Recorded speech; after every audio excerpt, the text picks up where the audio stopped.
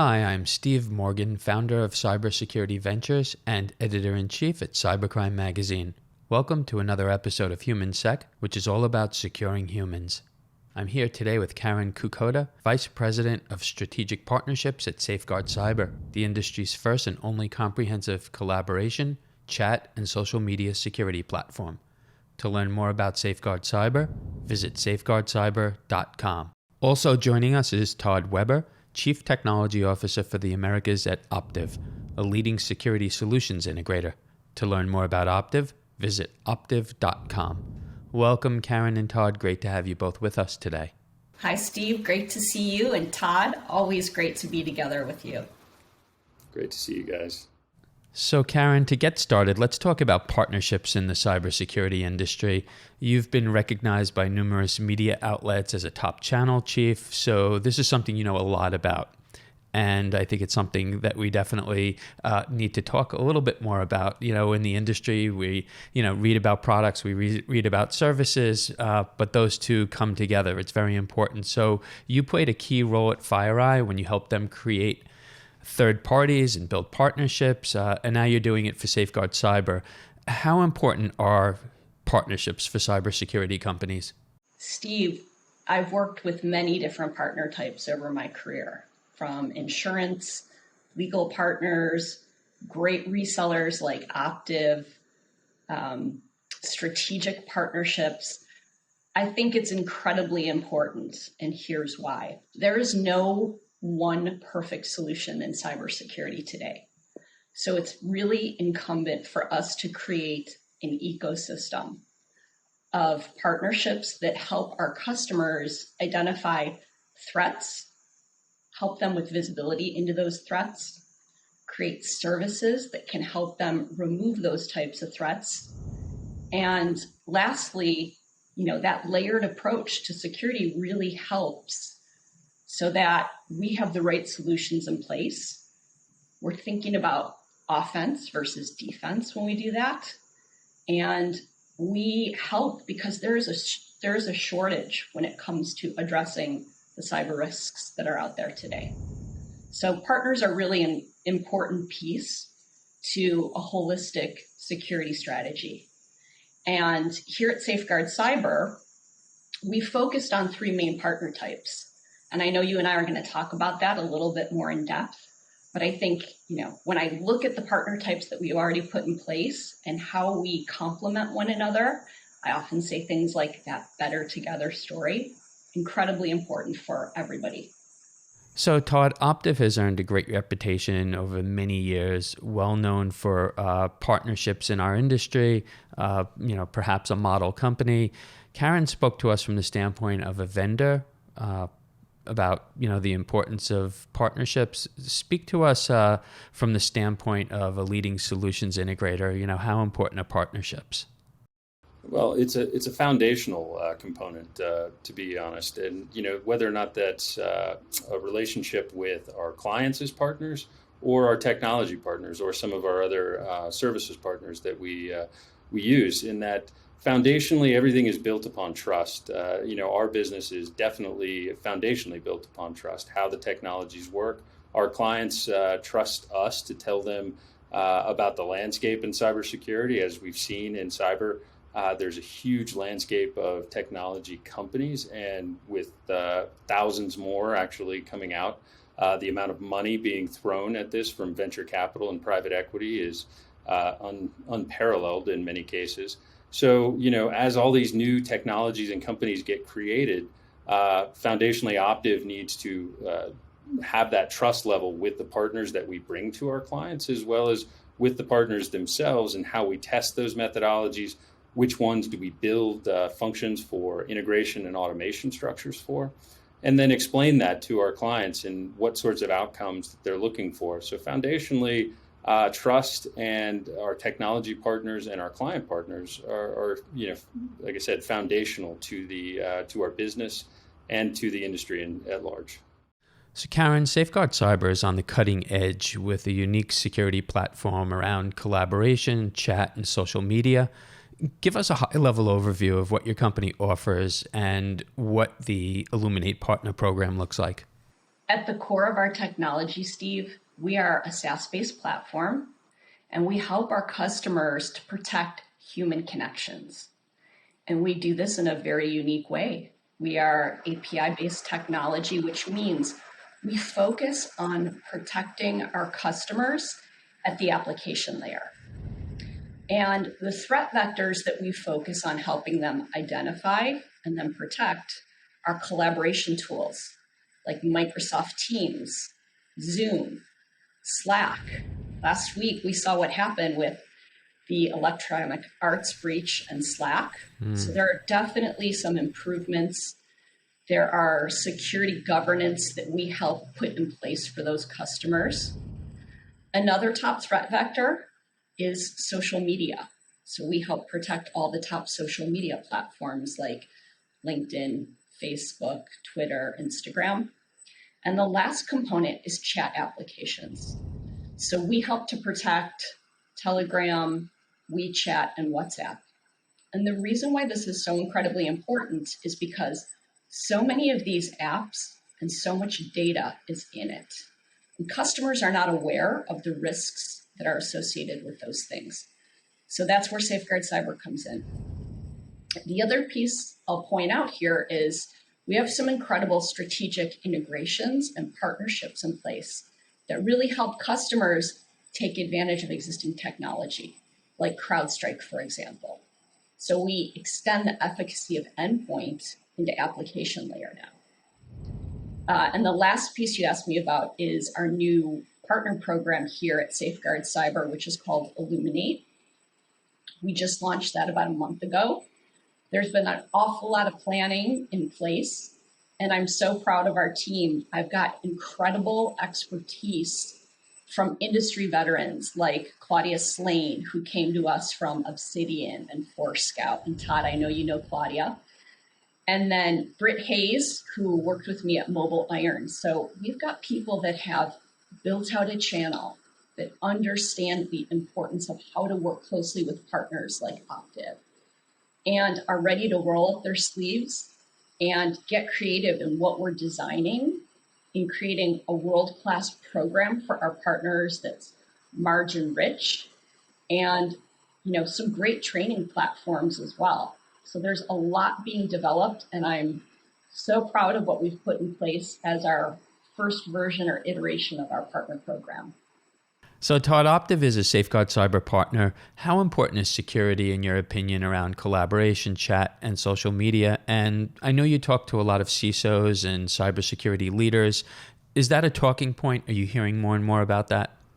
So as people have gone through digital transformation efforts, say several years ago, the functions for collaboration were all kind of internal communication structures that people were doing. Now it's migrated into a way that people communicate with their clients. It's how they establish relationships, and it's an integral part of their business that you just didn't see 5 or 6 years ago. So with that, it's not necessarily that the entire vector is new, but it's the importance and how that interoperates with the rest of the ecosystem is really the important part. How Slack gets used for chat operations between support and how people talk with their clients, and how that system talks with back-end, very, very important systems, is really becoming more and more of a threat vector as people, and as Karen mentioned, the social media aspect of things. Now, of course, I'm old, so I don't necessarily always know the impact of social media, but to know that how social media interoperates, and many of our clients and many companies, most actually, I'd say at this point, that's how one of the things that they establish relationships with their clients, and it's how they communicate. So, instantiating that trust and making sure that trust, that's a secure vector to speak and communicate with your clients, as well as vice versa, is becoming very important. And as Karen mentioned, kind of from just a governance and regulatory standpoint, as highly regulated industries incorporate these, whether or not it's insurance or large financials who are trading, they need insight into these applications. Otherwise, they can't use them based on governance and audit purposes. So Karen, Safeguard Cyber is in a market that Cybersecurity Ventures views as super high growth over the next 5 years. There's got to be a lot of potential partners knocking on your door, inquiring, interested in the market opportunity. How do you identify the right partners? And once you do, what does the onboarding program look like? At Illuminate, we've tried to make our program very simplistic and very easy for our partners to take advantage of. So we do have availability to go right onto our website at SafeGuard Cyber and enter information for any partners that are interested in learning more about our platform and then becoming part of our program. We've really focused on 3 partner types.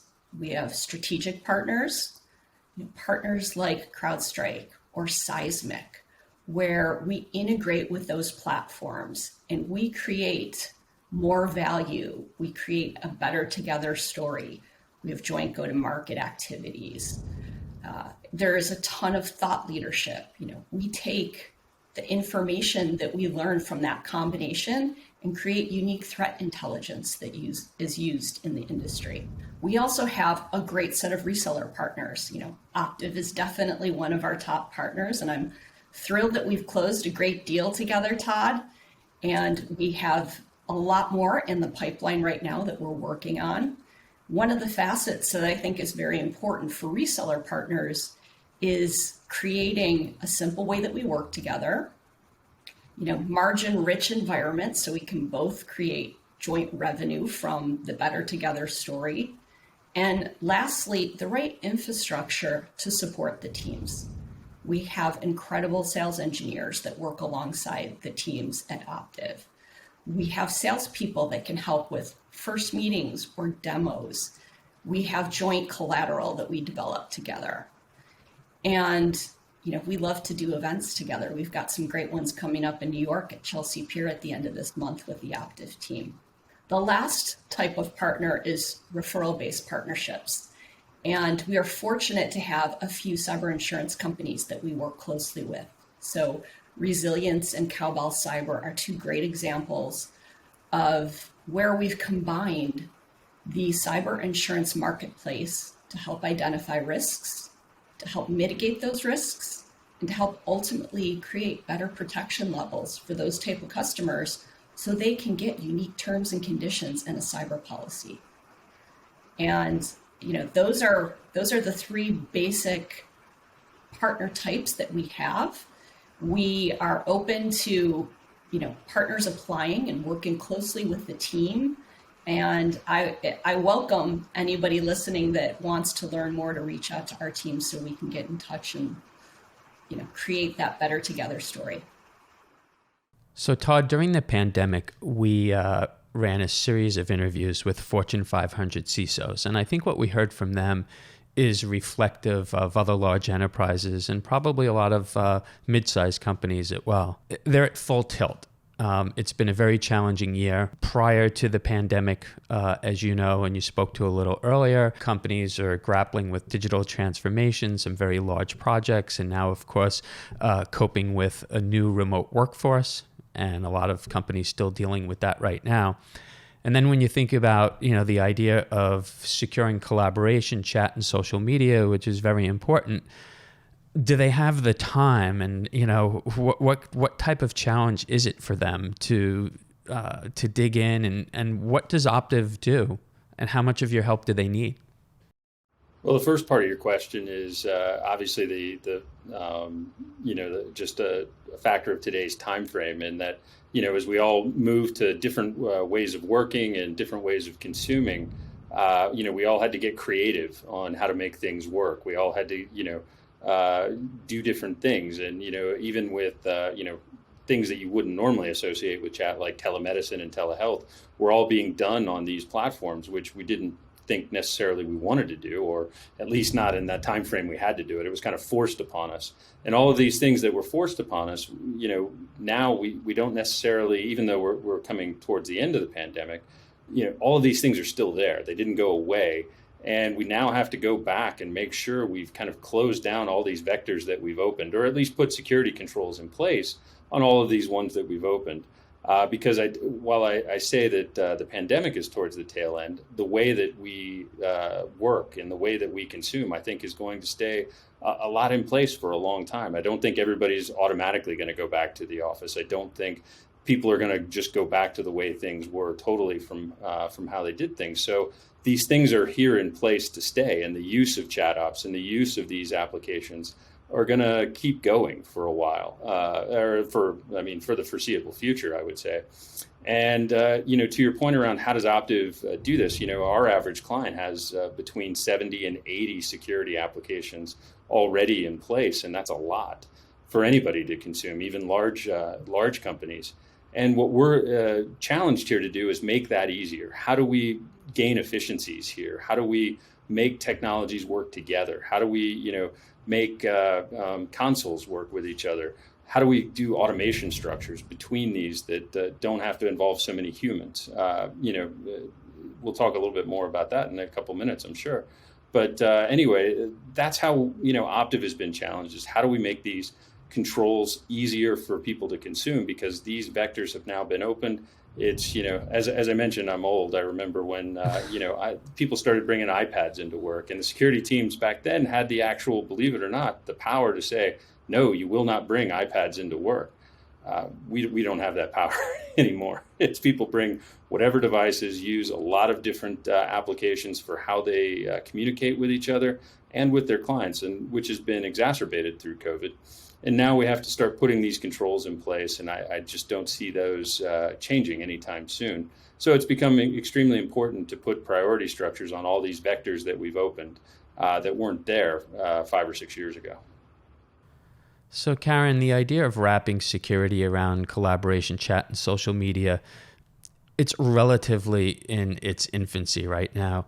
And as you know, VARs, integrator solution providers, MSPs, they're always looking for the next big market opportunity. They're running a business, and, is this one of them? Is this one of those, large market opportunities that only comes along, every so often? Steve, you nailed it for me there. I mean, that was a great softball pitch. Yes, this is emerging threat space, right? Everybody's facilitating business needs by using these types of platforms and these applications. That's not going to go away. People are now incorporating this into their business processes. So the short answer is this has to be protected. We don't want to impede the progress of what has happened by using these platforms. And here at SafeGuard Cyber, we don't. Our users can continue to use Slack or to be on Zoom calls, and we don't impede any of that. We don't change the way they use those applications. We create additional security for them, whether it's speaking or chat or instant messaging, right? Again, going back to that premise of the human connections are important regardless of the platform that we use. And we provide full cybersecurity detection, prevention, remediation. We also have automated compliance. It's incredibly important in the regulated industries that we have existing customers in today. So healthcare, pharmaceuticals, education space, and lastly, Fiserv, right? Those are all great examples of verticals that need our help to ensure that they are compliant, they abide by the regulations that are in place. And the last piece is they have visibility into the risks that exist by using these business tools. So Todd, how big do you think this market will become? When you look at our market now, some of the mature categories, endpoint security, security awareness training, and we have dozens of those. Do you think that security around collaboration and social media is going to be one of those big market categories? It certainly can be. And, usually you base the size of that market structure based on, the ubiquity of need, meaning how many companies are using this, how ubiquitous is the use of these applications. And that's becoming more and more ubiquitous. So whether or not many of our clients know they have a problem or not, they do, because this is, particularly overseas, particularly in Europe, like the use of WeChat and WhatsApp is very common on how to do, not just to communicate with friends, it's how to do business and how to transact and how they interact with each other. And so I see the ubiquitous there. So now kind of taking my offensive mindset of which we typically do at Optiv. How many offensive exploits do I see coming out of this right now? Relatively small, but I mean, as we communicate more and more with these channels and less with the traditional channels, like right now, business email compromise is probably number one still, for in many cases as a transmission for ransomware and others. But as we start using these more and more, if the threat actors start using these channels, then yes, it's going, then it'd be a magic sauce of the ubiquity of the use of the applications is pretty much there. Then if the threat actors start exploiting those vectors, then yes, I do see it could be a very large space. Right. Yeah, you look at the adoption of these tools, and in a decade, we could be looking at another email security space. That's how big I think this can be. So, Karen, you launched a partner program during the COVID-19 pandemic. What was that experience like? Steve, it was a good experience for us, and here's why. I look at success is the residue of planning, as Ben Franklin says, right? So we were fortunate during this time frame, not traveling as much as we all do, that we had the ability to really focus on the core of creating an incredible partner program here. And we utilized all of these virtual tools that we talked about today. So we took advantage of doing more online training, creating repeatable processes for our partners, putting in partner in place so they can deal reg, right? Creating new content. We just finished rebranding our things at SafeGuard Cyber. And again, I go back to that concept of how do you make it simple and easy for our partners to work with us? So during COVID, we really focused on all the infrastructure necessary to support partners in the best, easiest way possible. And I think we did a great job, and we're ready to get together with our partners and get to meet prospects and customers. And I think we're in the perfect place thanks to the timing. So Todd, to close out here, I'd like your observation on the pandemic. Anything you'd want to share with us around the challenges that CISOs and security teams are faced with? And I would be curious to know, do you think that this market that we're talking about today was fast forwarded due to so many remote workers, over the past year? First, I would absolutely agree with that statement, is that, through the pandemic, this accelerated these as, kind of background business applications that, might have had some, lines into like a foundational business process now have become at the forefront of business process. And foundationally, if you can imagine this pandemic happening and going into lockdown 8 or 9 years ago, before really Zoom and WebEx had video capabilities, I'll just share with you, I was on like a 10-person phone call, no video. We've all forgotten that skill to talk on a phone without video. It was interesting to listen to the dynamics. Nobody could recognize each other's voices. We didn't know who was talking. Nobody knew when to talk. Anyway, sorry. Again, it's sometimes, you got to kind of laugh at how things progress through life as we go through challenges. But I definitely believe that, these vectors have all been opened, and I don't see them closing.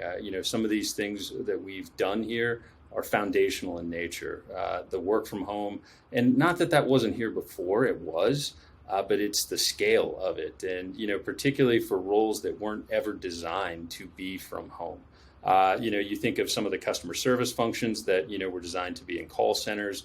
And you think, Karen mentioned the financial services and the healthcare. Those call centers were not designed to have security controls around being done from home. Those were designed to be done from an office or from a controlled location that had specific controls that now, are no longer in place. And as we've created these new application channels for them to speak to, now we need to even get further and deeper into these controls.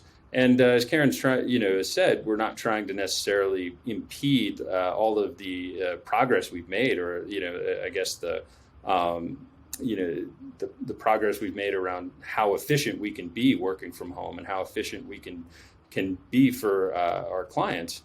But having established the controls that are absolutely necessary to at least get visibility structures, and then eventually, how can we start closing down these structures and actually respond to these a little bit faster and through automation functions, and recognize when somebody's trying to compromise through these channels.